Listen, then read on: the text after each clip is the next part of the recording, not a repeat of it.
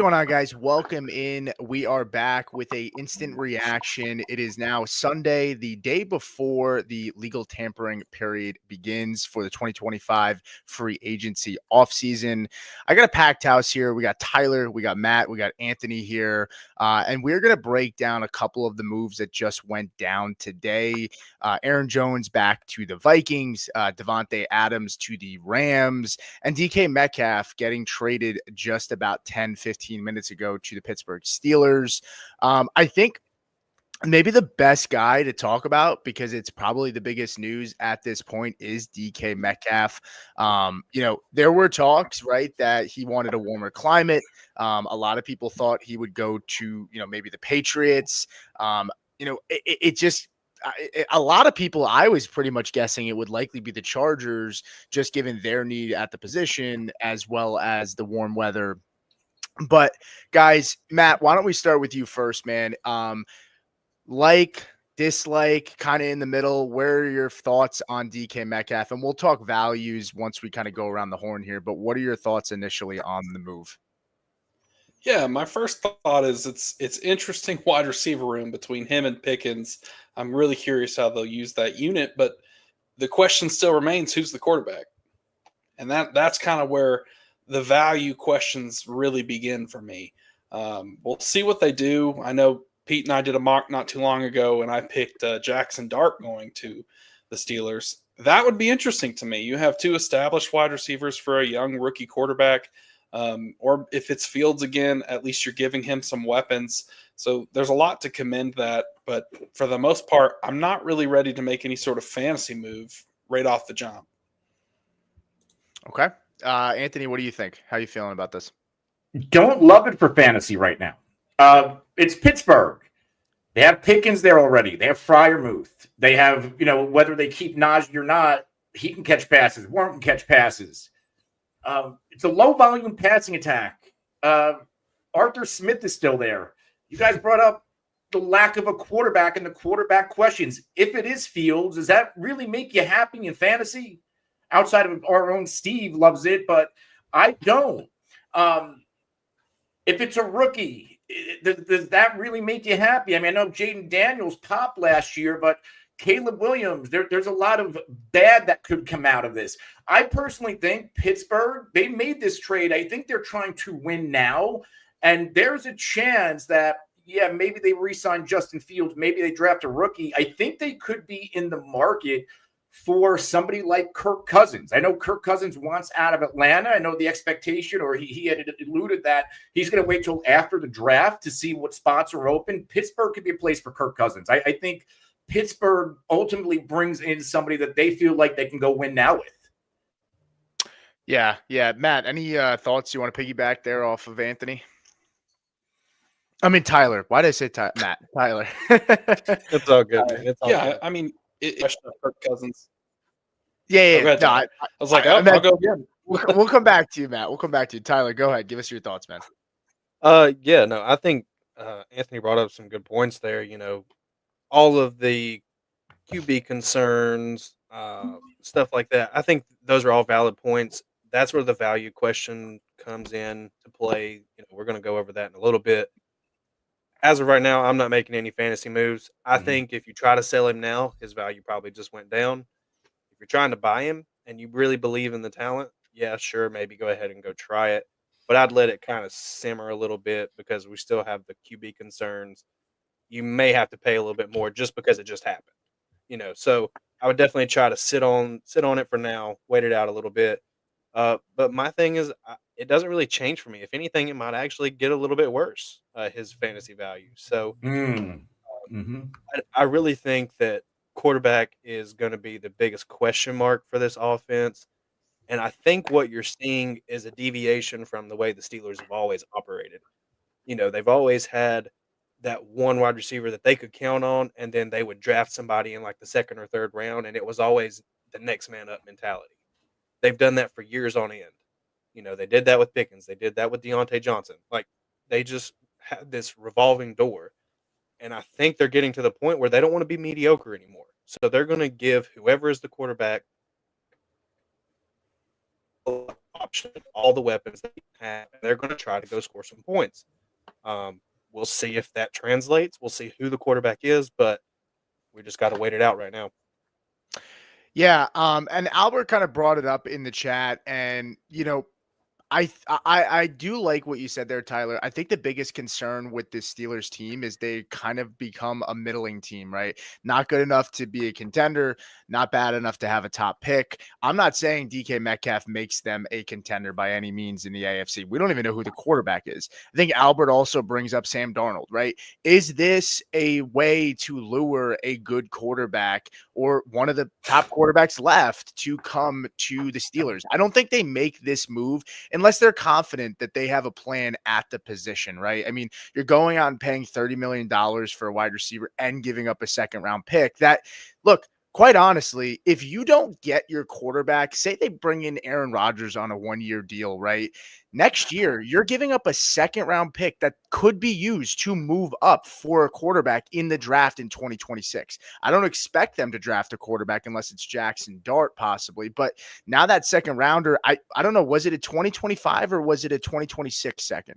Does anybody have that? It's got to be a 2025. I think it's a 25, but I can try to double check. So, I mean, God forbid they were going to. So, I mean, now you're kind of in that spot where it's like they're probably not taking a guy in round 2 because they don't have one unless they're going to move up, right? And then it's either round 1 where they maybe reach on a guy like Jackson Dart, right, who Matt happens to like, and Matt mocked him there a couple of days ago. So I just feel like they're probably making this move because I think they're thinking they're going to bring in a veteran. I think it could be Kirk Cousins. I think Cousins is a good look. We looked at the splits, man. Like before that Denver game, he was playing good football. He was averaging almost 300 yards a game, right? His QBR was almost cut in half. So Cousins or Darnold, you get one of those guys in this on this roster, and to me, yeah, then we can start talking about a team that I could see finally winning a playoff game and maybe being somebody who can make some noise if that defense kind of gets revamped a little bit because they've started to fall off. But does anybody else have any other thoughts on it before we maybe talk about his dynasty value? And then we're going to move into Davante Adams and Aaron Jones. Yeah. Just looking at the free agent quarterbacks or even the quarterbacks that could be available, you have Cousins, you have Rodgers, right? You're probably your 2 win now quarterbacks. And then on a level down, you have Darnold. And looking at other free agents, there's not a lot there. You have Russell Fields, been there, done that before, and just going down the list, like, is Arthur Smith going to go the retread route with Mariota and Desmond Ridder? Probably not. The only other one that kind of jumps out to me, and it might sound crazy, but this dude's never really had Daniel Jones. Maybe they maybe they bring back Fields, kick the tires on Daniel Jones, and see if one of them emerges. I mean, Jones did get a team to the playoffs, and he would have a lot of talent. Like for the first time in Daniel Jones' career, and he had it in Minnesota, but he didn't play, he would have a fairly complete team around him. Yeah. Tyler, well, it's funny Tyler's shaking his head because Tyler, for those who don't know, is a Colts fan. And, Daniel Jones is being rumored. It's between the Colts and likely the Vikings are the top 2 suitors. So obviously it seems like Tyler's not a big Daniel Jones fan, but he may have to pony up and start becoming a little bit of a fan because he might be, the quarterback week 1 for the Colts possibly. I don't actually think that'll happen, but I could see them bringing him in to compete. Now, talking about, the dynasty value for DK Metcalf real quick, and then we will shift over to Davante Adams. We talked about this, me and Matt did yesterday, ironically, about DK Metcalf, right? And we looked at Dynasty Data Lab, which is pulling all of the startup data right now for, guys drafting fresh teams. And DK Metcalf currently sits at wide receiver 27, right ahead of Tyreek Hill, Jameson Williams, Brandon Ayuk. Now that we know the landing spot, right, I think that changes some things, right? Ironically, his partner in crime here, George Pickens, is the wide receiver right next to DK Metcalf. Honestly, I personally would likely not want to trade him or buy him right now, but I think I might rather this 108 if I could get it, right, for DK Metcalf at this point. But I wouldn't want to make any drastic decisions right now. Tyler, Matt, maybe go first since we talked about it yesterday. I mean, does this move I mean, we talked even Jamison Williams yesterday, right? Like, I mean, I think I'd have JMO ahead of DK right now. Like, would you move him for the 108? And are these guys around him? Is he staying here? Is he getting bumped back? I mean, he's got to probably go ahead of Pickens, but what are your thoughts? Yeah, I absolutely would take the 108. Personally, I don't think you're going to get the 108 for DK. Yeah, I think it's going to have to be something more like the 112 or the 201, something like that, which I would entertain. I'm going to say that because I know I mentioned on the show yesterday, I traded DK at the start of last season for the 112 and the 203, and it was Brian Thomas and Ladd McConkey. So I turned out just fine. So I would absolutely be entertaining moving DK, but I'm not going to go buy right now. I know we've kind of said that a couple times. You see his name there next to Pickens. And, I would rather have Jameson Williams. I would probably rather have Brandon Ayuk. It's just so murky because we don't know the quarterback. So you're making a risk of it could be Daniel Jones. It could be Justin Fields. And, you saw coach's comment, if it's Field, adding these wide receivers is a waste. And I don't necessarily disagree. Even with the right quarterback, it's still the Arthur Smith offense. Does that even move the needle that much? That's a great point too.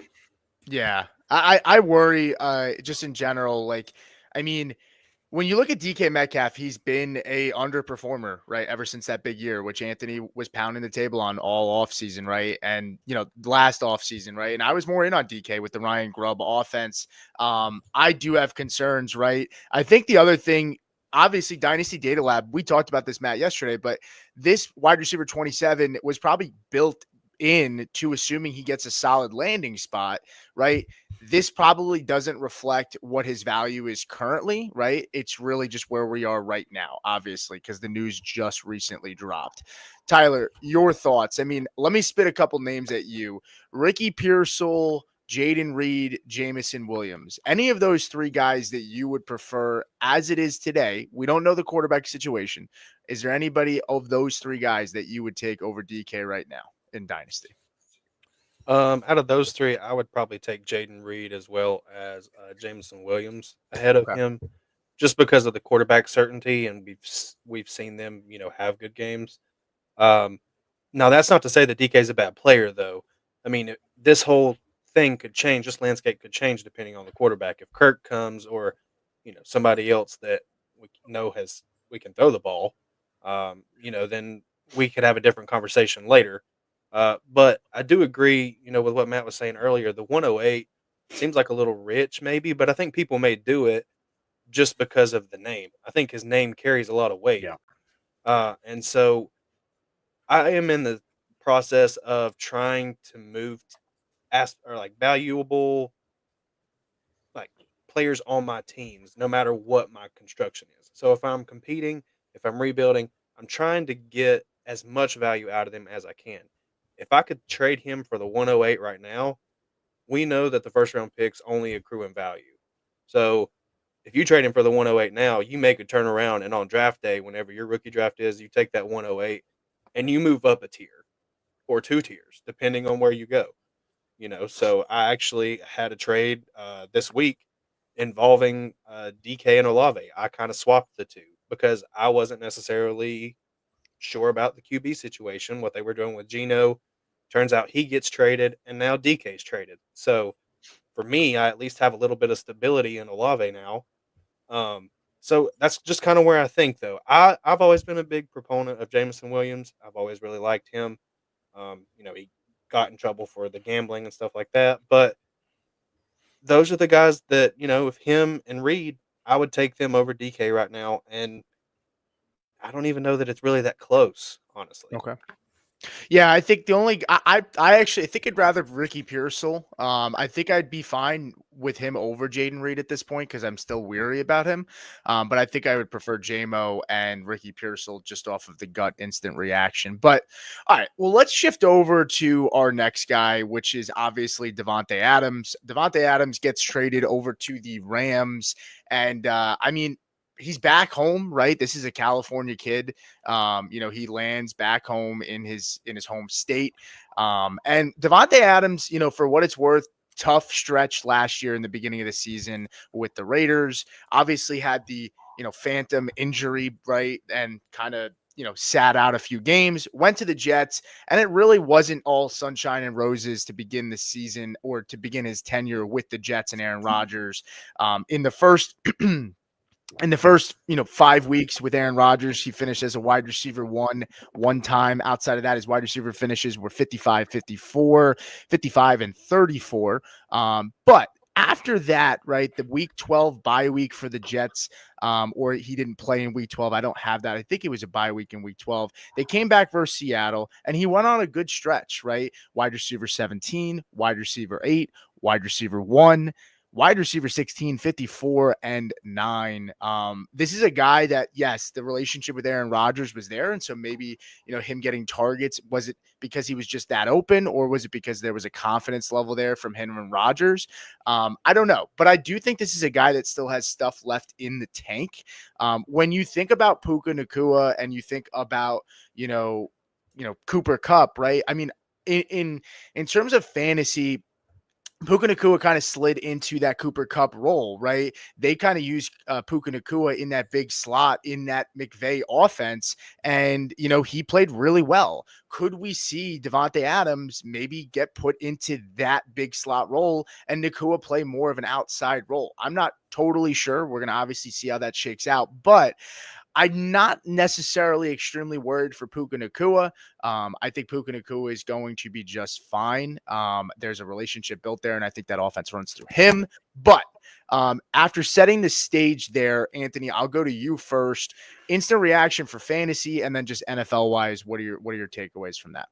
Fantasy wise, I like it. I think Davante Adams is probably the best wide receiver on the market, in terms of value. I think he still has some juice left in the tank despite entering his age 32 season. He's coming on the cheap for an NFL team, and somebody like Davante Adams, he wants to play, or at least try to play, and go chase a Super Bowl. So I figured the landing spot was going to be good, and I think it is a great landing spot with the Rams.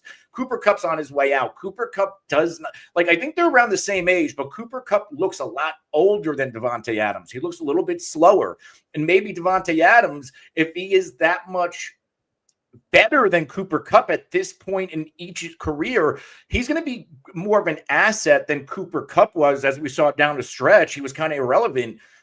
So I think this could potentially take a notch a little bit off of Puka Nacua, because his target share, I don't know if that was going to be sustainable going into this year anyway. So I like this from a standpoint where Puka Nacua might get the top coverage, and Davante might be running all by himself, or to the lesser coverage. He still gets a really good quarterback. It's you go from Aaron Rodgers, you go to Matthew Stafford. You're getting a much superior offensive mind with Sean McVay, and how McVay's going to get his guys open. So fantasy, I like this for Davante Adams. This isn't going to be a situation where I'm going to overpay for him, but at the right price, I'm going to have a lot of Davante Adams, because we also have to factor Puka Nacua misses time. Yes. And Davante could be the number one wide receiver for a handful of weeks all by himself in this offense. And again, this is a loaded offense. It's not just one dimensional. You got Kyron. I think they're bringing, I think Higbee's going to come back. So I don't know. I'm really in on this move. And from an NFL standpoint, I think the Rams almost beat Philly. And this was a dominant Super Bowl winning team in Philly. It was the snow. I think the Rams are now a top 3 team in the NFC. Now, their defense has to come back and respond. Their defense is the make or break for the Rams and how far they go this year. If this young defense continues to gel, I think this could be one of the, outside of Philly, could be the most dangerous team in the NFC.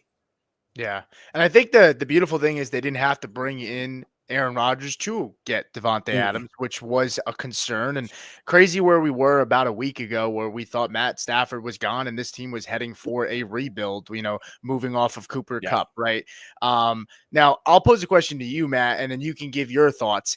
Do you think there is a possibility that Cooper Kupp maybe takes some sort of restructure and stays in town? And if so, obviously it's kind of hard to gauge the fantasy value of all 3 guys, but do you think that's a possibility? And then just in general, what are your thoughts on this move for fantasy? Yeah, I wouldn't rule it out. I mean, Cup's been there his entire career. He's got a great relationship with Stafford and McVay, so it wouldn't shock me if they convinced him to kind of take a team-friendly deal. But I do want to note you brought up a really interesting point of what if he was brought in to play that big slot role. So I Mm. just started looking here while you guys were talking. Adams, the most career snaps he ever had in the slot was this past season. And it's not uncommon for these wide receivers as they age to move into the slot. It's a little bit easier for them to create separation and complete their routes.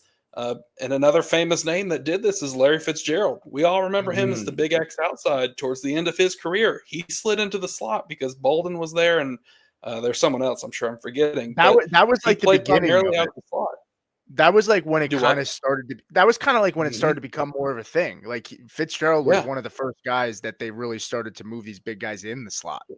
Yeah, and people thought it was over. They thought his career was over, and he was Larry Fitzgerald. He's a really good player, and he found a way to produce. So in my mind, when you first said that, I thought, no way. But now I don't really think it's that crazy. I mean, he had almost 47% of his snaps last year were in the slot. So you could easily put him in that slot role in LA, and he could kind of absorb that. So I don't think that's a crazy thought at all, Pete. Yeah, I mean it's and he played a decent amount in the slot too with the Raiders. It's becoming more and more common, like you said. And it's kind of similar, back years ago, corners used to move into the slot when they started to age, right? Now, slot corners, it's not as much of a knock to be playing in the slot because better players are playing in the slot at wide receiver than It's when we've actually seen in sought the past. after.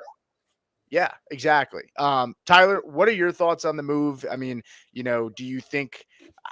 I mean, why don't I? We've kind of gone around on the horn about it, but from a Puka Nakua standpoint, is this a guy that it looks like he's been touted as a guy that's likely going late first round in redraft? Now we're a long ways out from that, but do you think he's still going to be like a 111, 112 kind of guy, early second? And does that worry you if we're obviously a ways out, but would you be concerned to take him given Davante Adams is now over there in LA?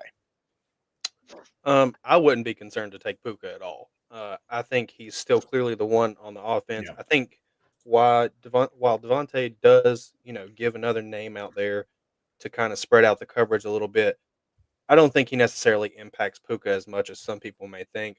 I think he may be like a replacement for Cooper Cup. Like he may just kind of get Cup's targets, maybe even a little less. I do find it interesting, like talking about moving him into the slot and stuff like that.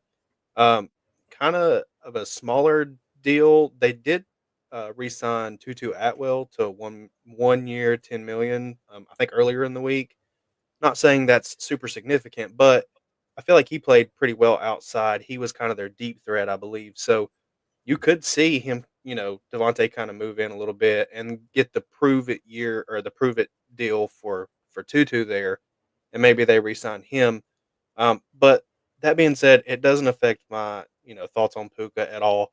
The only thing with Puka's value is where people start taking running backs. We just had Saquon. We've had big years from Gibbs and Bijan and stuff like that. We always go in cycles in fantasy football. It always happens. Everybody used to draft your high value running backs first. Then you would go down, you would get your receivers because there was more of them. And then here over the last few years, it's kind of shifted more to getting your wide receivers first. When does that cycle come back around? Could it be this year with, Saquon's year and everybody else? Maybe that pushes some value down, but it doesn't give me any concern for fantasy value. As far as being cheap, I know it was a 2-year, $46 million deal, I believe is what's being reported. Yeah.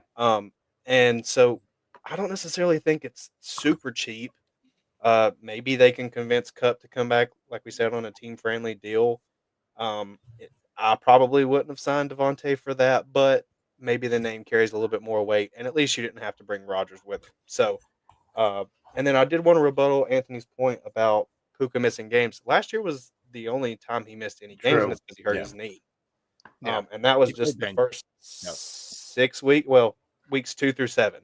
After he played all of his rookie year, he played every game after that. So yeah, sure he missed it with his knee, but anybody gets injured, that's random. It's fantasy football. It's going to happen eventually. And he got ejected. Yeah. So, Anthony's not the biggest Puka fan, but I think after this year he started to buy in a little bit. He wasn't as he thought the hype was a little too much. I would assume, right, Anthony, prior to this season, and I think you've came around a little bit more on him. Yeah, no, I think Cooper's legit, at least where he is right now. I still put, yeah. Who did I say? You said Cooper, I think. Oh, you did. Yeah. No, I'm buying in a little bit more. I'm Puka Nacua. I don't know if I'm buying in right now the 7th overall player off the board on underdog ADP. I don't know if I can pull the trigger on that.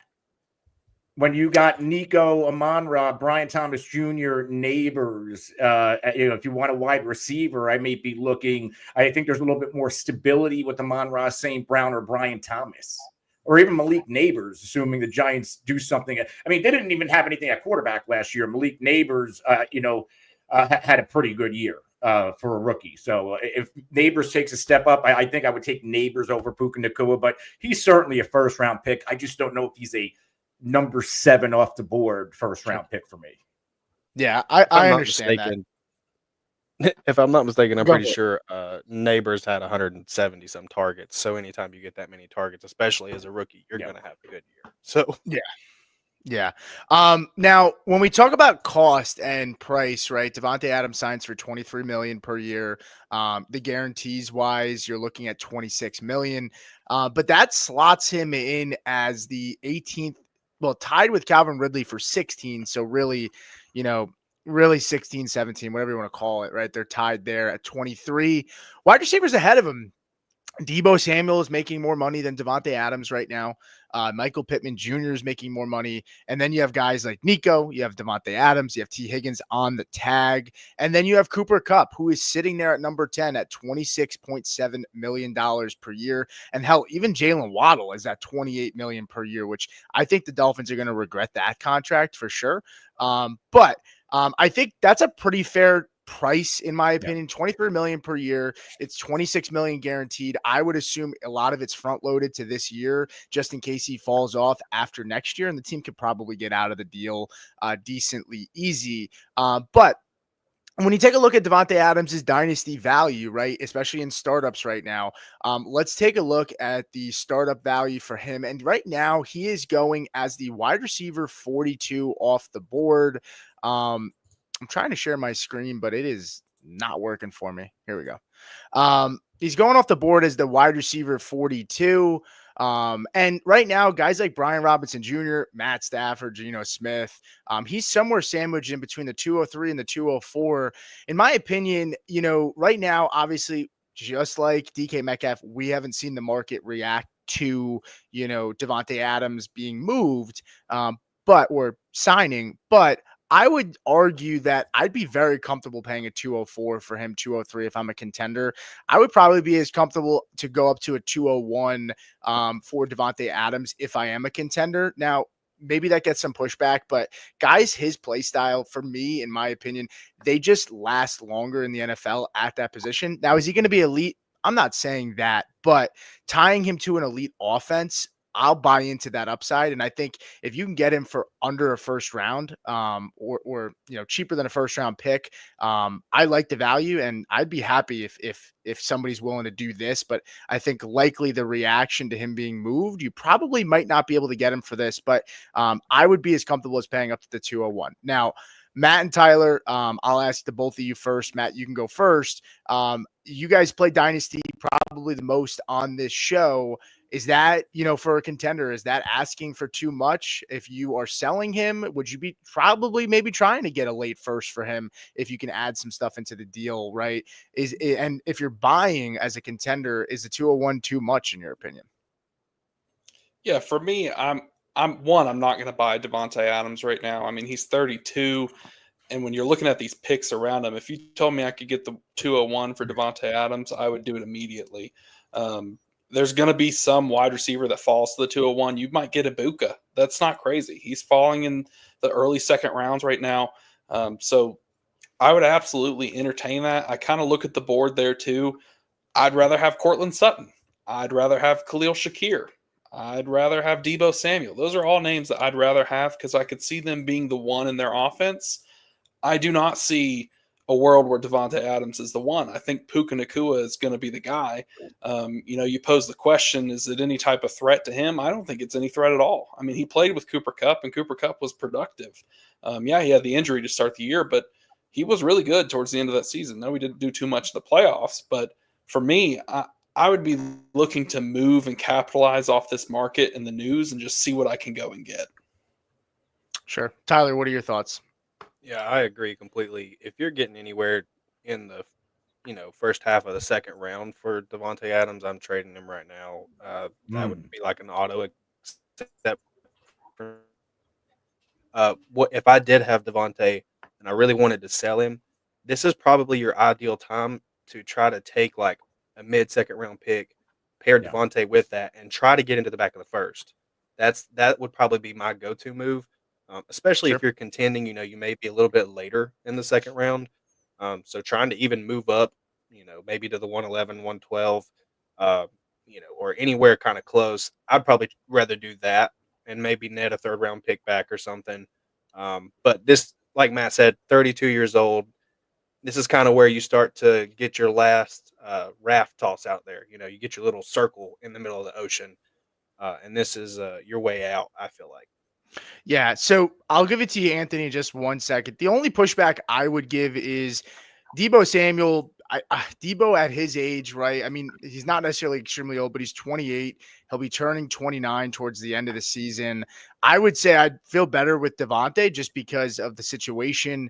And to me, I don't see Debo being the wide receiver one there over Terry. Do you? Nope. Because you did mention that, you think Davante couldn't, but guys like Debo and some of these other guys like Sutton and I think Shakir, you said you could see it. But to me, I don't see a world where Debo ends up taking it. But you're the Commanders fan, so that's why I'm asking you. Is there a world that you do see Debo being the wide receiver one in that offense? I wouldn't be shocked. I mean, I love Terry McLaurin to death. He's one of my favorite players for my favorite team. But let's be honest, his fantasy production, his best year was last year. Outside of that, he's been a wide receiver 2 or 3 every single year. Doesn't mean he can't do it again this year. I hope he does. But I think adding Debo is at least interesting enough for me to say, well, I could see Debo scoring 12, 13 points a game. And if that's kind of where Terry falls, then, who knows? I mean, Debo kind of hasn't really had a really good touchdown year either. Washington scored touchdowns nearly at will this past season. So if you get those numbers in double digits, his fantasy points per game are going to skyrocket.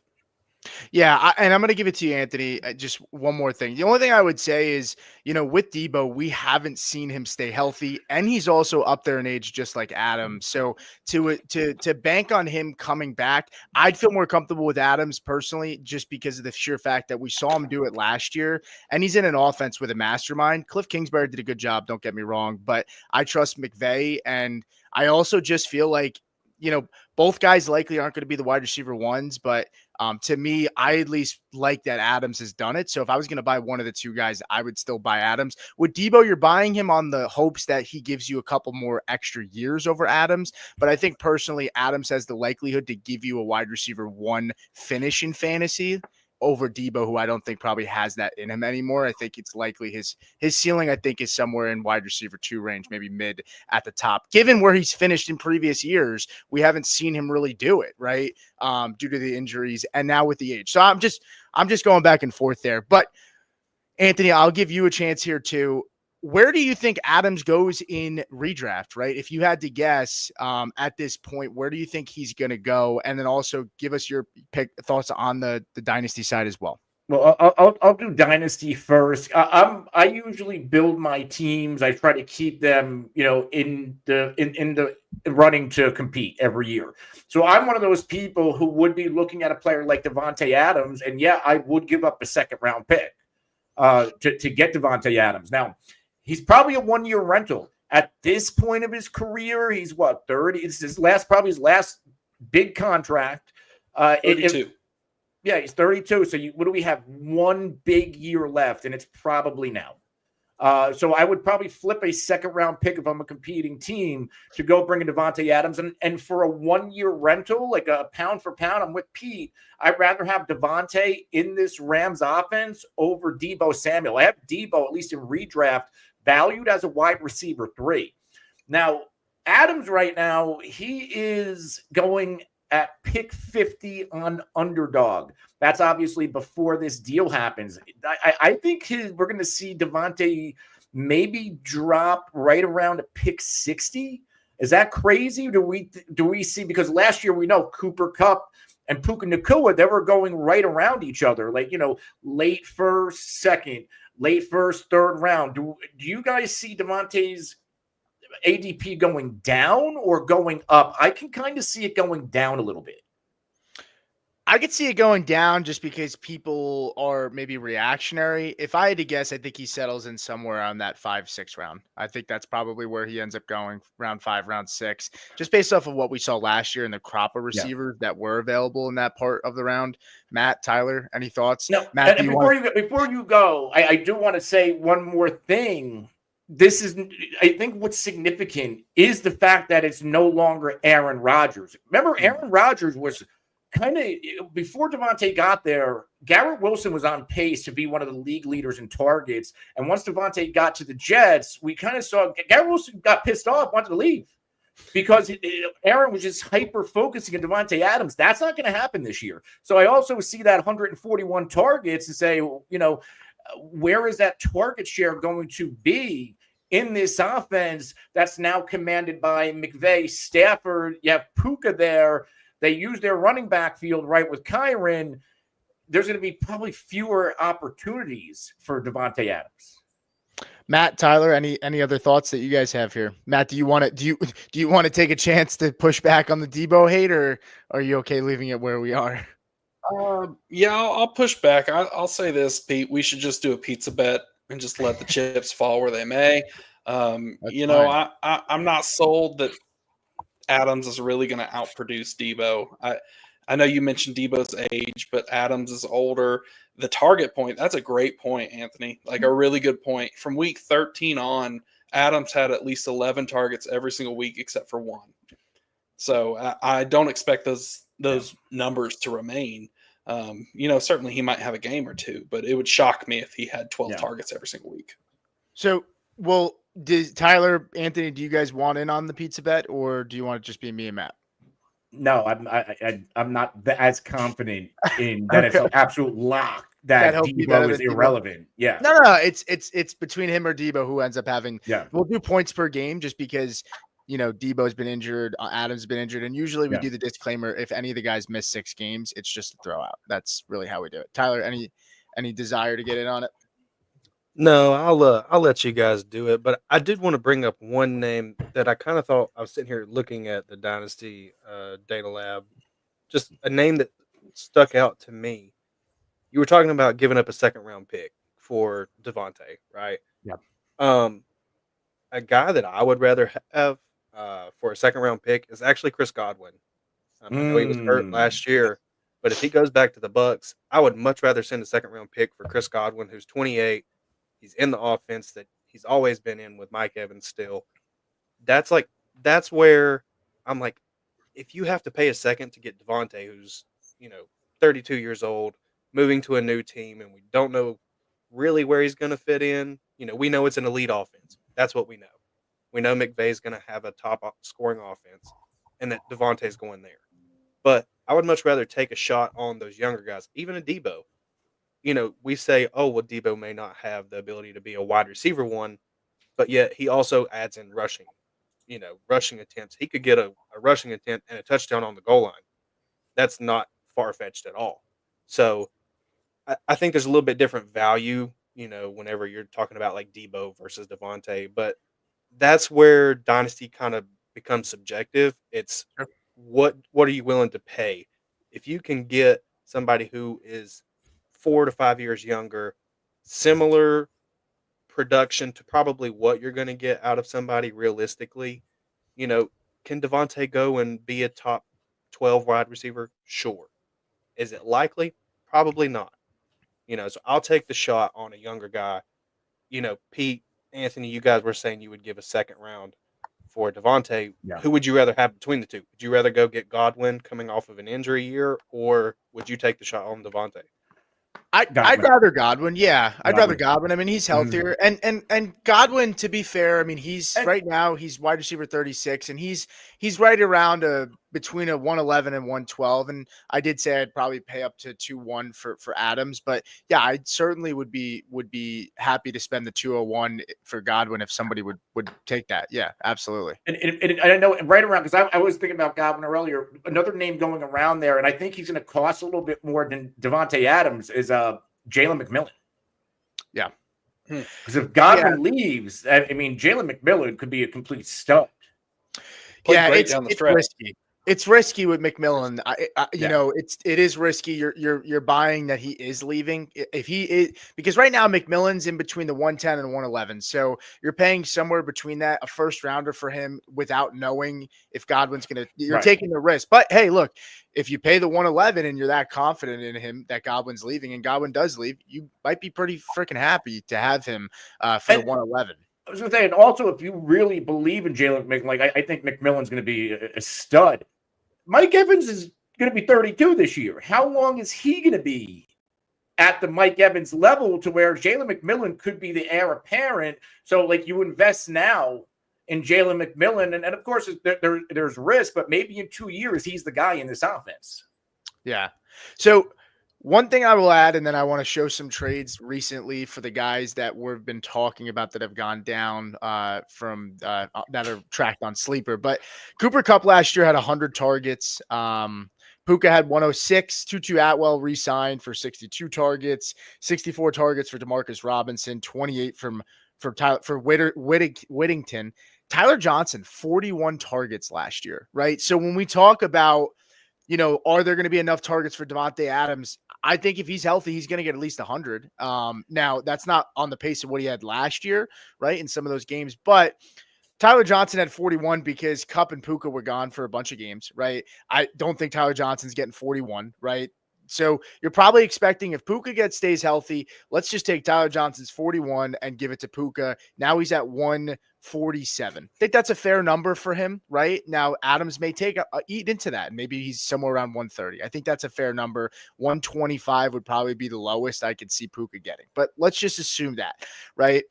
Cooper Kupp had 100, right? Those are vacated targets that probably Adams slots in for that. And then you look at Tutu Atwell with 62, Demarcus Robinson 64, Whittington and Tyler Johnson with another 60, right? So I don't think it's that crazy to think that there will be enough targets to go around. And the beautiful thing about Matt Stafford is he's not mobile. He's not going to run, right? So it's not like, you know, he's trying to extend plays. And this is one of the smartest guys in the NFL. I mean, when you think about Puka Nacua and when you think about Kupp, and the reason that him and Stafford have been so good is because these are cerebral guys.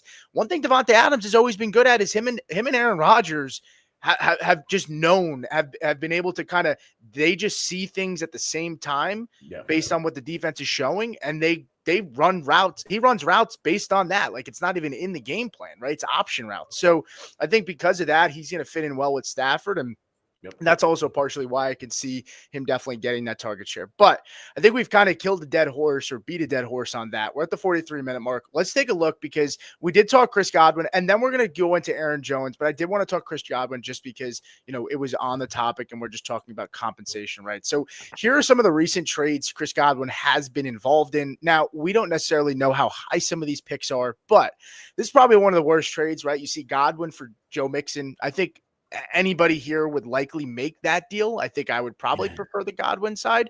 Now, when we're looking, I'm trying to find a trade that maybe, I mean, you have Puka, ironically, in this deal here. Let's see if we can find something that's kind of where we're at. So this is actually a good example. So this guy moves a first-round pick for James Conner and Chris Godwin, right? Now, we don't know how high this first is. I'm going to assume it's probably not a top 6 first, but that's kind of around the value likely. It's probably a late first, and when we were talking before, Tyler, like we talked about, right, would you trade the 111, maybe 112, or maybe the 201? If you got James Conner on top, I think I'd be comfortable with that if you're a contender. Would you guys agree?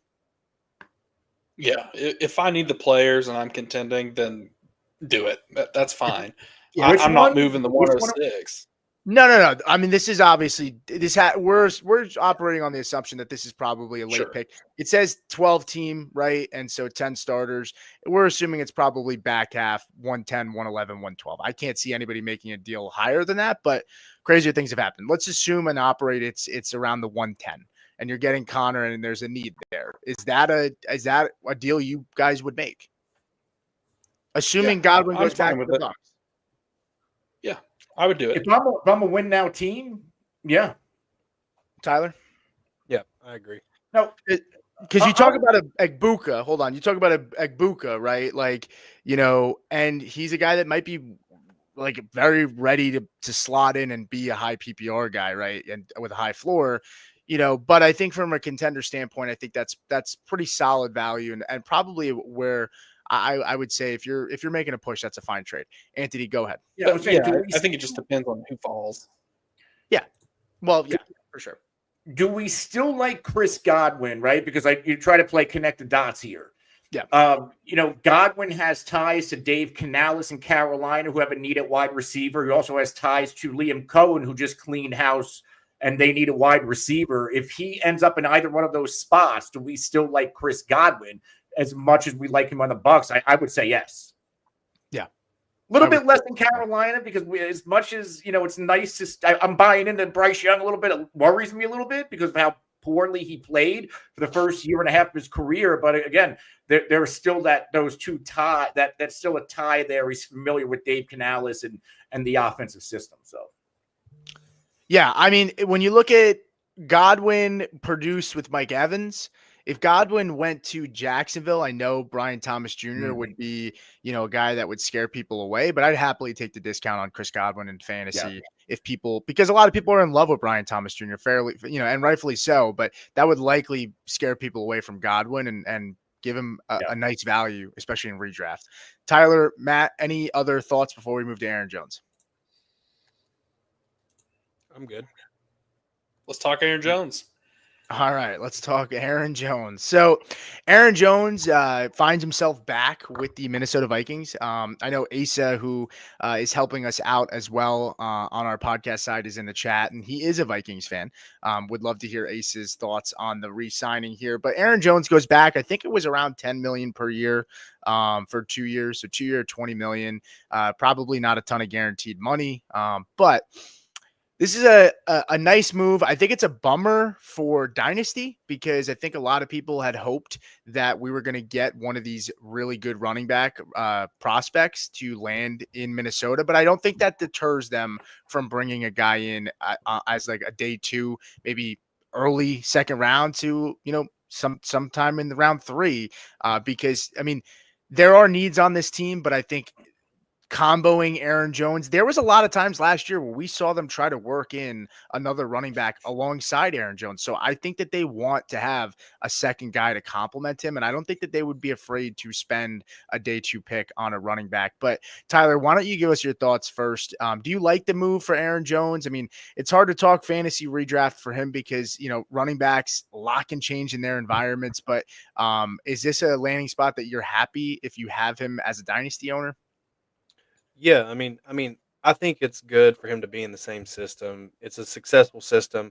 The only thing is the competition aspect. This is a deep running back class. If they add somebody on day 2, like, 3rd round, something like that, which there should be plenty of running backs still there. Sure, maybe he doesn't get the workload that he was able to last year. I actually have him on a contending team. I put him on the trade block just to see if I could get any offers, Sure. So it's all about, your construction. If you need the depth, and he's cheap enough, you could go buy him pretty easy. But if you're looking to get younger, this is the time where you start getting contract extensions and, or we get to the draft and maybe they don't draft anybody or they draft one super low. That's whenever you can kind of move these guys for some value. But I do really like the fit. I think he'll do well. Just like he did last year. He produced all year. Was he top tier? No, he's not. He's not his younger self from Green Bay. but he was still serviceable. I mean, you could play him. I played him well into the playoffs of our league last year. So it's a good spot, but we'll just have to see kind of how that running back room shakes out. Yeah. Aaron Jones is kind of similar to T. Higgins in some ways, where really good player when he's on the field, but misses a lot of games due to injuries. And so you're going to get a lot of spike weeks with him, but you're also going to be pretty upset because he's good to miss 3 or 4 games a year. Anthony, what are your thoughts? Yeah, Minnesota was always the best landing spot. Just stay put. Now, last year, he did manage to play all 17 games, RB 20 in points per game, RB 14 in PPR overall. But if you look at the metrics, like where Aaron Jones thrived was reliability and opportunity share, 6th in weighted opportunities, and top 9 in carries, targets, red zone touches. 9th in rushing yards, 7th in receiving yards, 8th in receptions. But like the efficiency, he's not the same efficient back, and we shouldn't expect him to be because he is 30 or just turned 30 years old. The touchdowns, they weren't there. I think some were left on the table. At 7 is a solid number. He was a very solid running back last year, and I think that's what we should expect. Best ball wise, 89th player off the board. So we're not paying a ton to get Aaron Jones. And I do think Minnesota is probably, whether it's in free agency or probably a day 2 or 3 pick. If I'm Minnesota, I may be looking at a day 2 pick because Aaron Jones isn't going to last forever. But their running back room right now is Ty Chandler. Oh.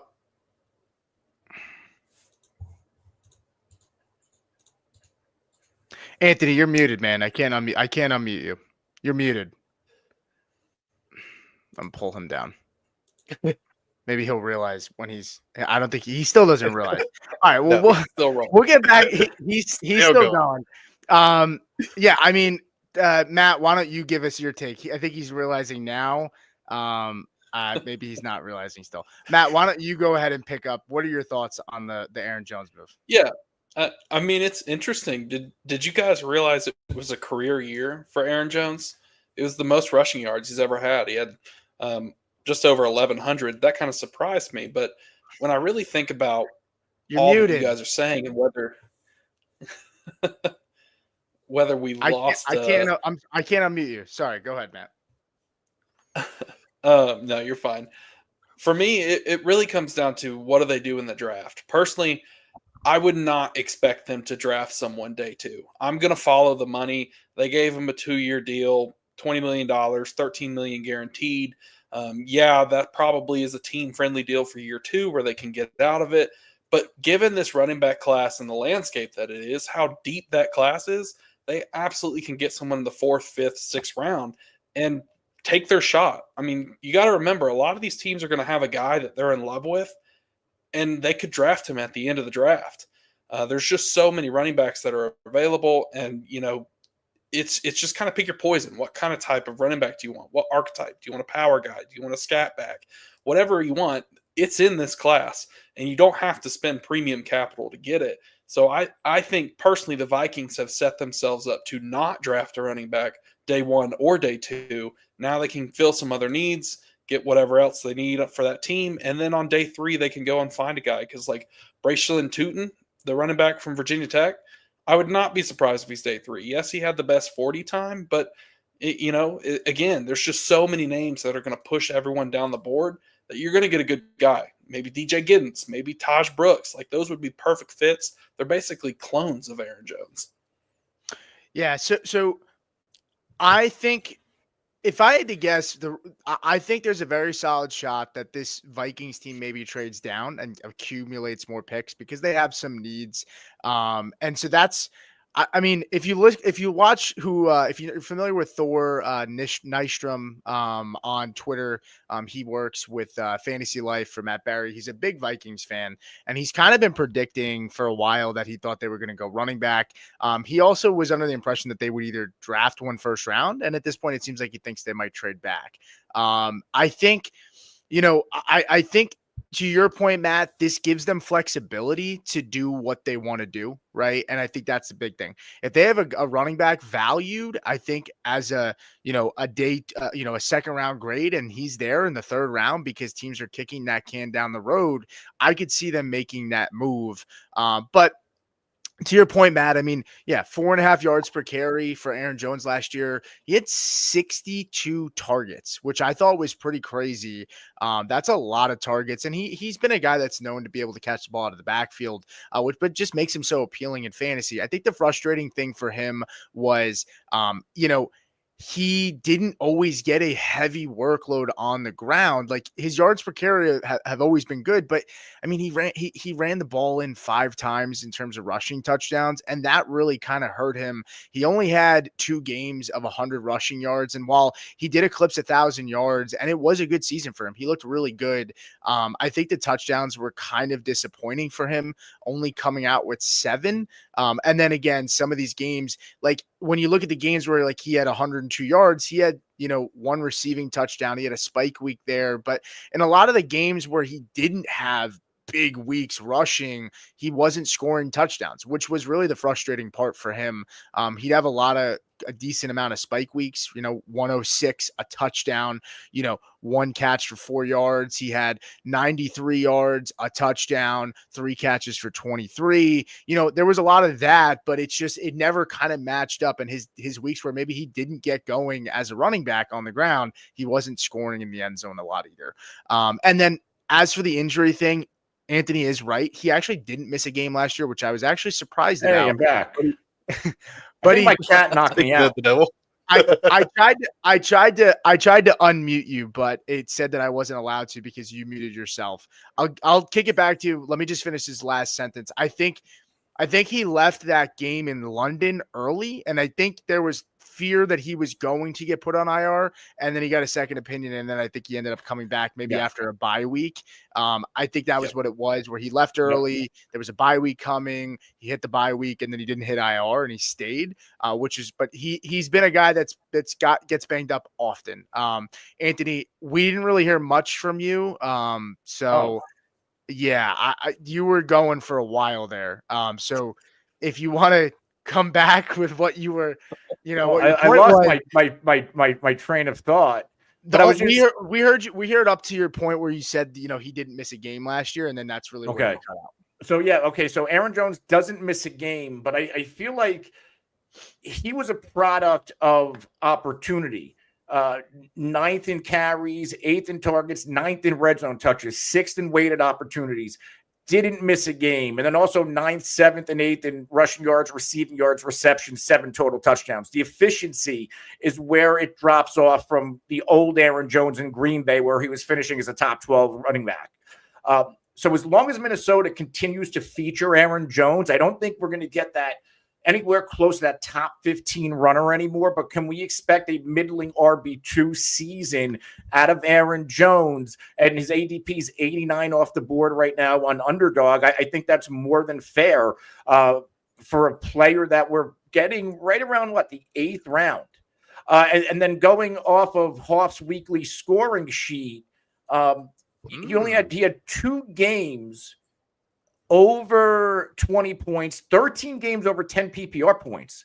So 15 out of the 17 games that he's played over 10 PPR points. I will take that all day long for a player I'm paying as a 79th player off the board. And again, this team, no other. They have Ty Chandler. That's the other running back on the roster right now. Cam Akers, a free agent. I think Akers, he comes back, but he might have some interest as a change of pace back around the league. So, I mean, there's certainly a need for a running back. You guys are talking about maybe Minnesota drafts one. I think they should draft one for the future. So a day 2 pick, I think, might be in play. But again, at least for this year, it's almost like how I feel about Davante Adams. On a 1-year rental, I'd be more than happy to roster either one of these players. Yeah, I agree. And Aaron Jones, I mean, just because we're on the topic and we've been looking at all these guys' values, we should take a look at his value. Right now, in terms of Dynasty Data Lab, where they have him going up in startups, and again, this is on the assumption that, he is, they have no idea where he's going. Right now, guys like Travis Kelce is going off the board right next to him. I will share my screen and give you guys a peek. Hang on one second. But yeah, guys like Travis Kelce, while I'm trying to get this back up, would you take in Dynasty? Travis Kelce owner wants Aaron Jones. Would you trade if you needed the running back? Would you trade Travis Kelce for Aaron Jones if you needed that? I think I'd probably 100%. keep Travis. I think I'd keep Kelce only because it's harder to find tight ends. I know he fell off last year, but to me, it's harder to find tight ends and running backs. Not that it's a dime a dozen, but at Aaron Jones, I just go ahead. You give me your rationale as to why. In my mind, I mean, again, this is kind of subjective just because it's what I would do. If I had Kelce on my roster, I would be preparing to have a new tight end, just given we didn't know if he was going to, play this coming year or not. Obviously, he said he is, but I would prefer Aaron Jones over Kelce. If you're telling me I need a running back, Anthony just listed off all the metrics, and he was solid. You couldn't ask for a better RB2 to throw in your lineup, or maybe a flex if you're in a tough situation. So I absolutely be more than happy to throw that in my lineup. Okay. Tyler? Yeah, no, I there. That's somebody who, if you could get him somewhat cheap in Dynasty and you're contending, actually kind of bringing it back full circle. I was looking at the Dynasty Data Lab, going over to the trades and stuff. There's actually a trade in a 12-team. It's a very deep starting lineup of 15 starters, but it was Aaron Jones in a third for Davante Adams. So bringing it full circle. I mean, there's kind of your value between the two guys we've been talking about. I also saw one where he was traded straight up for a second. Now we don't know where that is. On here, it has him next to the 208, so maybe it's somewhere in that range. But that's kind of where he sits right now. If there was a second, I'd probably ship him out for that. But if you have to give up a third or 2/3, and you don't want to take any dart throws on the guy or on any of the rookies, go for it. Yeah, so I think looking at Dynasty Data Lab, and it is a good resource, and it's just a good kind of barometer to kind of gauge guys around him. I think Aaron Jones here.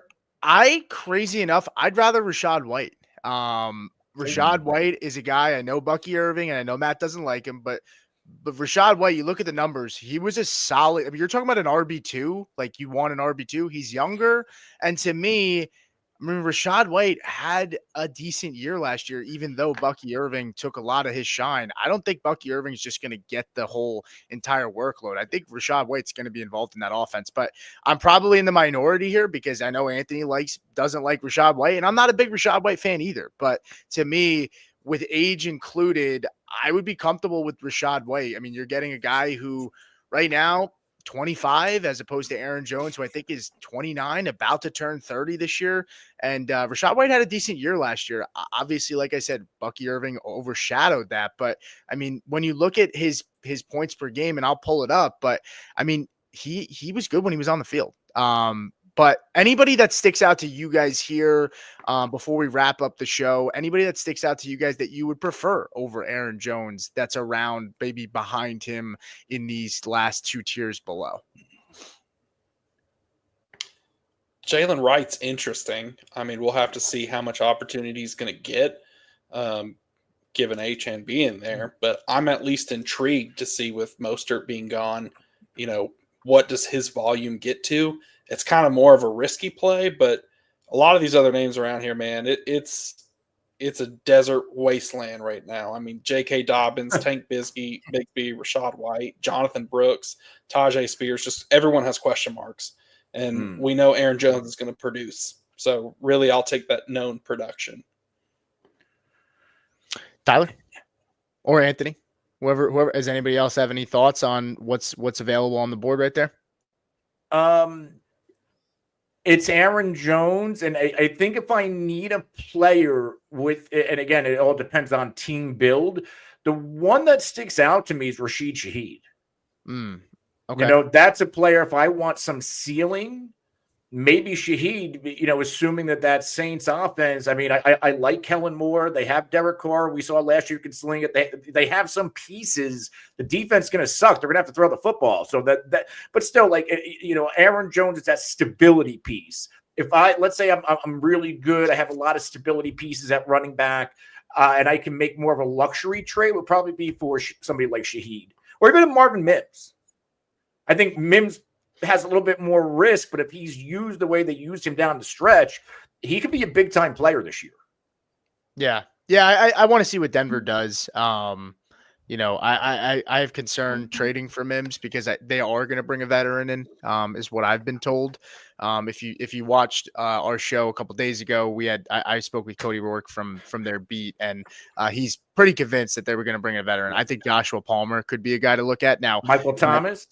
No, is Joshua Palmer a guy that should scare you? If Marvin Mims is getting beat up by Josh Palmer, then Marvin Mims maybe just ain't that good. But Matt, do you have anything else that you want to say? I know, or was it Tyler? I think Matt gave his thoughts. Tyler, any thoughts? Is there anybody around here that you think you would prefer over Aaron Jones, or do you think he's valued just about right? Which would be at the 208. Yeah, the guy that I'd take a shot on is Juwan Jennings. We talked about Debo moving. We talked about Pearsall earlier. Juwan Jennings, whenever Ayuk went down last year, he was the one that stepped up, and he had games while he was out. So that's the guy I would take a shot on if I was going to go in this same kind of round here. Coach, he was on X kind of watching. He even brought up, that Kelsey did look noticeably worse in the Super Bowl. Like, Kelsey's not the same player. So like Matt said, this is where I would start we didn't even know if he was going to play. So if you can get Aaron Jones out of that, I think you ship that all day. And then, like I said, somebody like Juwan Jennings, I think that's probably where I would shoot in this certain range. Yeah. I think, one guy I would be interested too, and I feel like we're just picking almost everybody off the board, right? But I actually don't mind Calvin Ridley either. Honestly, people were displeased about how he's looked for a guy that took almost a year and a half off. He's looked pretty decent when he's been on the field. He just has had really shitty quarterback play. I mean, look where he's played. Right. If you tell me Cam Ward is that quarterback next year, I would be comfortable taking him over Aaron Jones. I mean, I think that would be a fine value. But yeah, I mean, look, Travis Kelce, I get it. That's it. Really, it would have to be a very specific situation because Kelsey's only got us probably 1 year left, right? I mean, that's pretty much almost feels like it's set in stone. So you'd really need to be a contender, and maybe a contender that just really doesn't. You're talking maybe a 16-team league, 14-team, where there's really not much out there at tight end. That's maybe a flyer I'd be willing to take, especially in a deep running back class where you might be able to replenish at the position and get younger in a round 2, round 3 kind of situation in the rookie draft. But final thoughts. We're at the 107 mark. Is there anybody that you guys, call your shot, right? Free agency, legal tampering opens up tomorrow. It could be a defensive player. It could be an O-lineman. It could be somebody that's not in fantasy, right? Is there anybody specific that you expect that could be surprising that you guys will sign? Or go ahead and tell us who you think your team. For those listening, Anthony's a Cowboys fan. Tyler is a Colts fan. Matt's a Washington fan, and I'm a Broncos fan. Call your shot. Who do you think your team's going to take? And is there going to be a surprise signing that you guys see tomorrow? Do you want me to call on one of you first, or are you guys thinking here? I'm thinking. All right, I'll go first if you guys want to think, because I've thought about it at least for Denver. I think likely signing, in my opinion, for Denver is, I think they go out and sign Juwan Johnson. I think that's probably the most likely signing for them. I don't know if it'll be on day one, but I think Denver definitely signs a tight end or two. Maybe a surprise would be Evan Ingram, in my opinion. And I think tomorrow Chris Godwin goes ahead and puts ink to paper, and I think he gets a deal done. And I think honestly, I think he goes to the Jags. I don't think he comes back to the Bucs. I think the Jags have been clearing space, clearing house, and I think he's going to go back to Liam Cohen in an offense that he's familiar with. So that would be my 2 shot calls. Is anybody ready to give theirs, or do I need to call on somebody? I'll go. Go for it. I'm not actually going to do it for the Commanders. I'm going to do it for Coach's Bears. If the Bears somehow sign Drew Dahlman, the center from Atlanta, I am ready to pencil in the 110 as Ashton Genty. They will have completely revamped that entire offensive line, and that's a scary thought. It really is in my eyes. So if they can pull Drew Dahlman, who had a fantastic year, not a ton of starts under his belt. I think he only had 8 last year, but he played really, really well when he was on the field. So they would have completely changed their interior line and for the better at each position. Okay. And do you think this is going to be, is there any splash signing that you can see happening tomorrow in your opinion? Doesn't have to be Bears, doesn't have to be Commanders. Anything come to mind? No, I'm not sure. I mean, Okay. I could see Darnold heading to Pittsburgh now. Like, I just keep thinking that in my mind that they're going to try and make a move and solidify with a true quarterback because we could talk about Fields for probably an hour on here if you wanted to, but I'll save that conversation. Yeah, so I'm going to go with Darnold as a Steeler. Okay. Anthony, you want to go? Yeah, I'll give you one for Dallas. I know that there was rumors that you sent it to me that they're going to trade Trevon Diggs. I actually see something opposite. I can actually see Dallas bringing in Stephon Diggs and pairing the two brothers up. I think I saw something that's what Stephon Diggs wants. He'd like to stay in that area. And there's obviously a need. I think Dallas is going to certainly move on from Brandon Cooks, and there's a need. Davante Adams already taken. Marquise Brown re-signed with Kansas City. I hope to God it's not Cooper Kupp. I think Stephon Diggs to Dallas makes a lot of sense. I don't know if it happens tomorrow, but I do think it ultimately happens. He might be the guy in Dallas. And also another one for their offense, because they did, last week free up between they restructured Dak and CD Lamb. Obviously, they're paying Micah Parsons, but that $56 million is not all going to Micah. I can also see them bringing in somebody like Nick Chubb or a J.K. Dobbins to pair with an incoming rookie at running back. Okay. Tyler, go for it, and then we'll close out. I was just kind of looking, at who the Colts have even been rumored. Obviously, the whole Daniel Jones, veteran quarterback thing. They're going to bring in somebody. I hope it's not Daniel Jones because I don't believe in him at all. And I think that was kind of evident whenever we saw that, they decided to pay him instead of Saquon, and we saw how that turned out for the Giants. Other than that, I think it'll probably be a lot of re-signing our own guys. Looking at Fries or Freeze, however you say his name, one of our offensive linemen, Well, probably, probably one of our center as well. Any splash signing on the defensive side of the ball, I would be absolutely happy with. Our defense was atrocious. They got better a little bit as the year went on, but it still wasn't anything great. So I think, we'll probably turn our eyes that way. Maybe we could land somebody, maybe like Charvarius Ward from the 49ers or, somebody like that, Javon Holland, people like that. You're going to have to pay them to come. They're going to have to be the star of the show there. But other than that, I'm just hoping it's not Daniel Jones. So as long as we don't get that, if you do see that come through tomorrow and you tag me on X, I might end up crying. So You're going to crash out. I will crash out on X. So just let's hope that's not the case. Yeah, I could see the Colts possibly bringing in either a Tyler Conklin or Evan Ingram. Mo Alley Cox and Kyler Granson are both unrestricted free agents. So Mo Alley Cox, I feel like he's been a Colt for 20 years at this point. I mean, I don't think he's going anywhere. I think he's going to die in that jersey. One thing I wanted to say too is I think if from a draft standpoint for the Colts, I think Nick Amanawari, well, I'm probably butchering the name. I think Ballard is a huge Raz guy, and I think he doesn't get past the Falcons or the Colts. I think one of those two teams who I think me and Matt talked about, they're right after each other. And so I think he's going to be definitely in one of those uniforms, and excited to see it. But that's going to do it for us, guys. I mean, we still have 17 people here on YouTube. We got some people on Twitter. We got some people on here on Facebook.